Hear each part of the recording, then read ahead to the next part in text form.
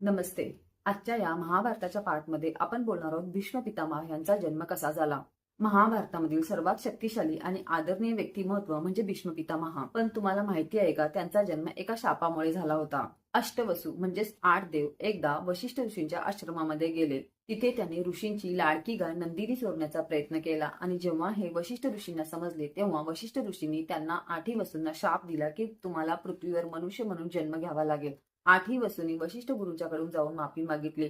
पण वशिष्ठ ऋषींनी सांगितलं की ह्यामधील तुम्ही जे 7 वसू आहेत त्यांना लगेच मनुष्य जन्मातून मुक्तता मिळेल, पण एक जो मेन गाय चोरला होता त्याला दीर्घकाळ पृथ्वीवर राहावं लागेल. 8 वसू गंगेकडे गेले आणि गंगेला आपली माता होण्यासाठी विनंती केली. जेव्हा शंतनूने गंगेला लग्नासाठी मागणी घातली तेव्हा गंगेने एक अट घातली. मी काहीही केलं तरी तुम्ही मला विचारणार, त्या दिवशी तुम्ही मला विचाराल त्या दिवशी मी तुम्हाला सोडून जाईन. आणि शांतनूने ही अट मान्य केली. काही कालानंतर गंगेला मूल झालं.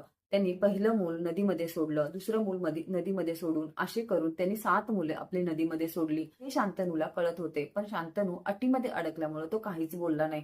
त्याच्यानंतर 8वा पुत्र म्हणजे देवव्रतचा जन्म झाला आणि गंगा त्याला घेऊन नदीमध्ये सोडायला जात होती. तेव्हा शांतनूचे पुत्रप्रेम जागे झाले आणि त्यांनी गंगेला अडवल्यामुळे तिची ती अट तोडली गेली. ते 7 पुत्र म्हणजे 7 पुत्र जेव्हा गंगेने नदीत सोडले ते 7 पुत्र म्हणजे वसू होते आणि 8वा पुत्र म्हणजे देवव्रत त्याला ती सोबत घेऊन गेली आणि त्याला महान शिक्षण देऊन राजाकडे सोपवले. त्यांना वशिष्ठ ऋषींच्या शापामुळे दीर्घकाळ पृथ्वीवर राहावे लागले, ते म्हणजे भीष्म पितामह.